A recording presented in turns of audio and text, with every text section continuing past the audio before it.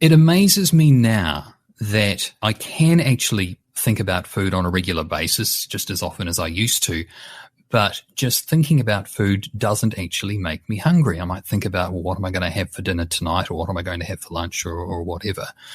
But just thinking about those things doesn't set me off. It doesn't get me thinking, oh, I could do with that right now. You know, I feel just okay. And it's just this general mellow feeling of being okay, whatever that means, for lack of a better word, is so liberating.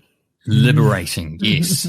That's the word I'm looking for, liberating. It doesn't sound like much when you've never been there before, but when you're new to it, it's just awesome. Oh, absolutely. Mary and I call it food freedom.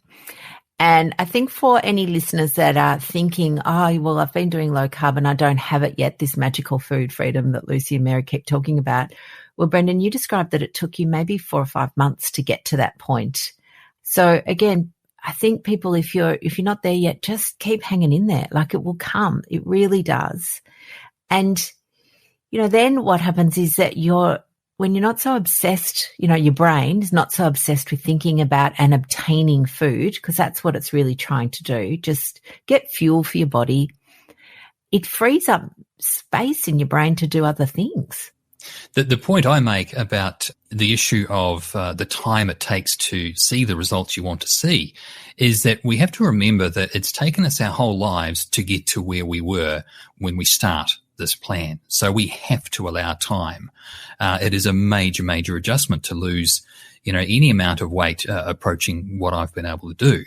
And that's going to take time. The body is going to take some getting used to how it's going to be operating and how it's going to be metabolizing its energy. This new fat metabolism thing, what's all this about? I'm going to have to get used to something new here.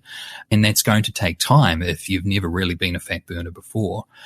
So, as I say, if it's taken your whole life to get to where you were, you need to allow time to get to where you want to be. There's an old shampoo ad in New Zealand that did the rounds years ago. It won't happen overnight, but it will happen. Yes, Pantene. I often still quote it. One. Yes. I know. There's two kind of cosmetic lines that I borrow from time to time. One of them is the Pantene and the other one is L'Oreal, which is because you're worth it. I think those two lines are incredibly appropriate for changing your lifestyle. So, Brendan, I think what your story offers for people is a story of inspiration and of hope. And it's so good to see a story like yours that is actually not just, for the short haul. Like, you've lived this way now for years and years, and you've changed your life, your future, your trajectory, your whole life. Like, you've changed, everything for future you. Yeah, if there's one criticism that people have of my story, it's that, I'm not an expert. I'm not qualified. I'm not a doctor or a scientist or anything like that. And that's true. I don't have a degree in anything. I've never been to university. But what I do have is experience. I have been there. I have lived that. It's the story of how, a fat ginger nerd finally fulfilled the simplest of dreams in life, which was to just be seen as being normal. And one of the greatest compliments somebody can give me is if they find out about my story, they would say to me, I would never have known. I would never have known. It just doesn't occur to anybody. They look at me now and they would never know. And I love that. It's to me, that's kind of a sense of closure that, yep, that's my story. I'm leaving it out there and I'm ready to move on with my life. Absolutely. And you know what? I'm a tiny bit teary over that because it's so, I think for so many people, the stigma and the results of being overweight and the life that they've led because of it, in a true and just society, there shouldn't be any need to change yourself to fit in. But we know that, I would love to be able to wave a wand and just live in a fair and just society, but we don't. But I also love the fact that what it's done for you is not just about fitting into a society. It's about changing, your trajectory and the health path that you were heading down. Yeah, well, now I have a trajectory. in the past, I wouldn't necessarily have cared so much about saving for retirement because the expectation was I wouldn't necessarily live to see it anyway. But it's just opened up so many possibilities. There was a short sort of period of about 3.5 years after I'd lost the weight, but before COVID, where I could do things like travel and get out there and see the world and attend conferences and meet people such as yourself and others.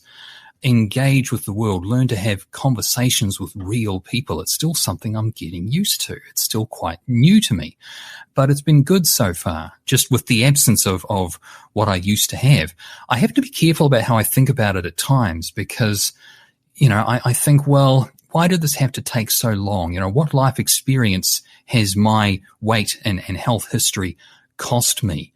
And I have to be careful about how I approach that. And what I try and do instead is rather than, be angry about the past, because you can't change it, right? Yes, it was a struggle, but I'm there now. And part of my reason for writing the book in the first place was to help me process a lot of those feelings. It was very therapeutic as an exercise in self-healing, if you like, and coming to terms with what had happened.